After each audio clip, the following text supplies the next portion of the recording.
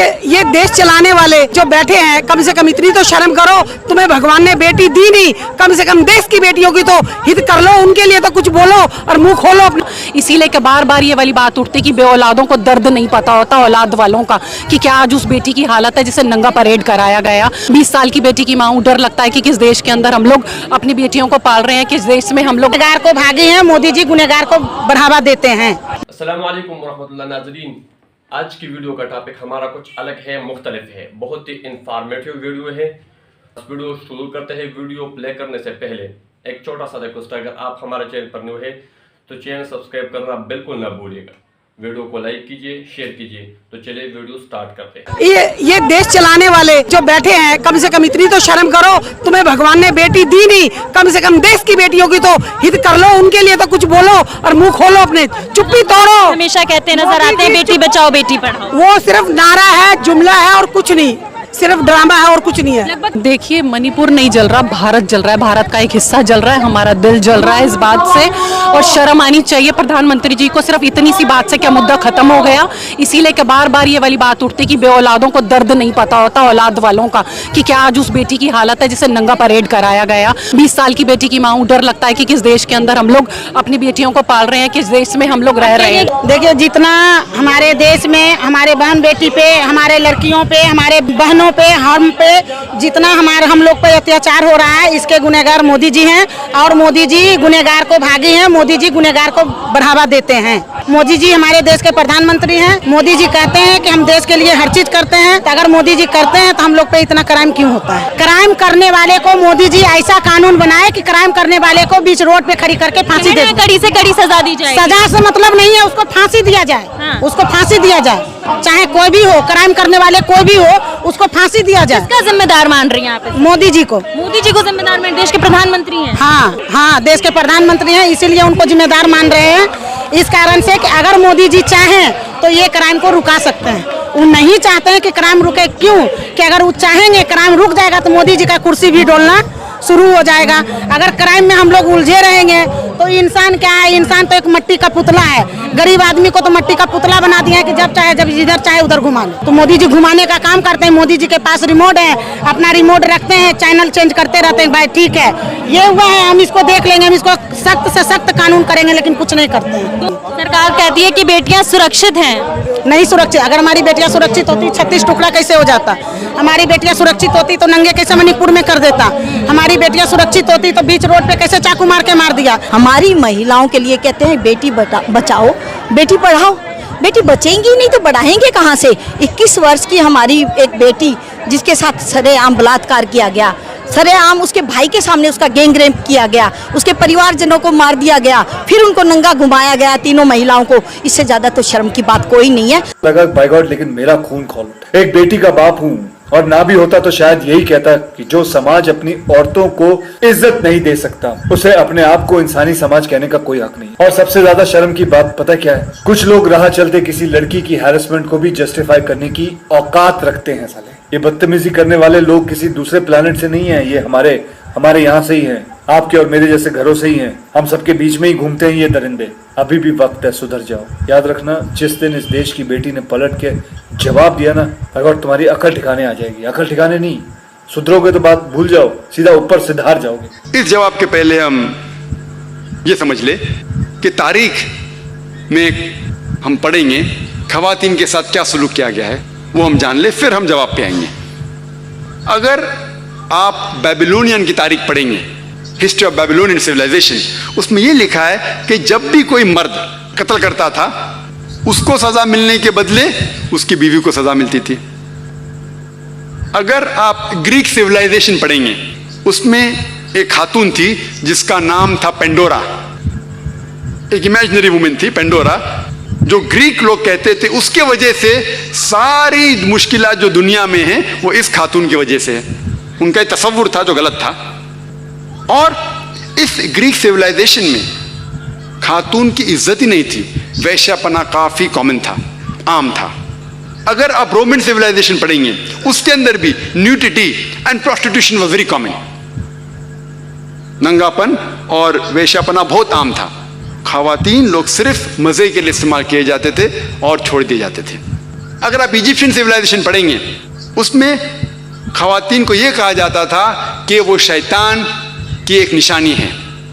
अगर आप अरब सिविलाइजेशन पढ़ेंगे, कुरान नाज़िल होने के पहले अरबिस्तान में ये हाल था कि अक्सर जब कोई लड़की पैदा होती थी उसे जिंदा गाड़ दिया जाता। अल्हम्दुलिल्लाह सुम्मा अल्हम्दुलिल्लाह, कुरान नाज़िल होने के बाद ये जो गलत काम बंद हो गया। अफसोस की बात है कि अपने हिंदुस्तान में अब तक है। इस्लाम एक वो मज़हब है और मोहम्मद सल्लल्लाहु अलैहि वसल्लम वो शख्स है जिनने खवातीन का औहदा ऊंचा किया। अल्हम्दुलिल्लाह, उन्हें हुकूक दिए, उन्हें राइट्स दिए, लेकिन उसके साथ ये भी दिखाया किस तरीके से उस हुकूक को कायम रखे, किस तरीके से उस औहदे को कायम रखे। एक होता है कि कहना क्या करना, और किस तरीके से उसको कायम रखना वो भी बहुत ज़रूरी है। तो इस्लाम ने ये बताया कि जब अल्हम्दुलिल्लाह खवातीन को उठाया गया है, और कुल्ली तौर पे, आम तौर पे मर्द और औरत इस्लाम में बराबर हैं। कुछ चीज़ में मर्द का दर्जा ऊंचा है, कुछ चीज़ में औरत का दर्जा ऊंचा है, लेकिन कुल्ली तौर पे दोनों बराबर हैं। तो जब इस्लाम ने, कुरान ने औरत का दर्जा उठाया, उन्हें ये भी चीज़ दिखाई किस तरीके से उस स्टेटस को बरकरार रखे, उस औहदे को बरकरार रखे। और अक्सर लोग बात करते खवातीन के हिजाब के बारे में। अल्लाह सुब्हानहू व तआला कुरान मजीद में पहले मर्द के हिजाब के बारे में जिक्र करते, फिर औरत के। अल्लाह ताला फरमाते सूरह नूर में, सूरह नंबर 24 आयत नंबर 30 में कि ए मोमिन मर्द, ए मोमिन, जब भी आप किसी खवातीन को देखेंगे तो नजर नीचे करो। उसका मतलब जब भी कोई मर्द खातून को देखता है और कुछ भी गलत ख्यालात उसके दिल में आते हैं, इमीडिएटली कुरान का हुक्म है कि नजर नीचे करो।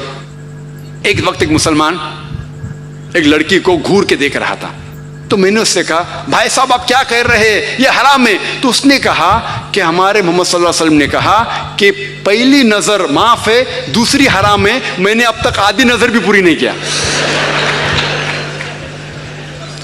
तो मोहम्मद सल्लल्लाहु अलैहि वसल्लम हदीस में फरमाते हैं कि पहली नज़र माफ़ है, दूसरी हराम है। उसके मतलब ये नहीं कि अब 10 मिनट तक के लड़की को घूरते रहो बिना पल के झपकाए और कहेंगे कि नज़र पूरी नहीं है। मोहम्मद सल्लल्लाहु अलैहि वसल्लम कहना ये था कि अगर आप अनजाने में कोई खातून को देख लेते हैं, लड़की को देख लेते हैं, तो जानबूझ के उसके तरफ फिर से मत देखो, उसके खूबसूरती को देखने के लिए जानबूझ के वापस से मत देखो। दूसरी आयत कुरान मजीद के अल्लाह ताला फरमाते हैं सूरह नूर में, सूरह नंबर 24 आयत नंबर 31 में कि ए मोमिन औरतें, ए मोमिना, आप जब भी कोई मर्द को देखे तो अपने नजर नीचे करो और अपने सिर के ऊपर जो कपड़ा है या दुपट्टा है उसे अपनी छाती के ऊपर ढाक लो, और अपनी जीनत किसी को भी मत दिखाओ, सिर्फ अपने शौहर, अपने बेटे, अपने वालिद, और एक बड़ी फरिश्त है जो महरम जिससे शादी नहीं कर सकते, दिया गया है। आम तौर पे हिजाब के लिए 6 फराइद, 6 नुक्ते हैं, 6 पॉइंट्स है।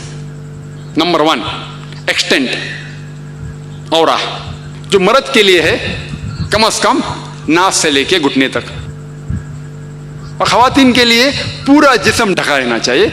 सिर्फ जो दिख सकता है वो चेहरा और हाथ। कुछ उलमा कहते हैं ये भी ढका होना चाहिए।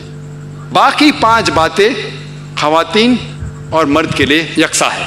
दूसरा पॉइंट, जो कपड़े वो पहन रहे हैं वो इतने पतले नहीं होना चाहिए ताकि कोई उसके आर पार दिख सके।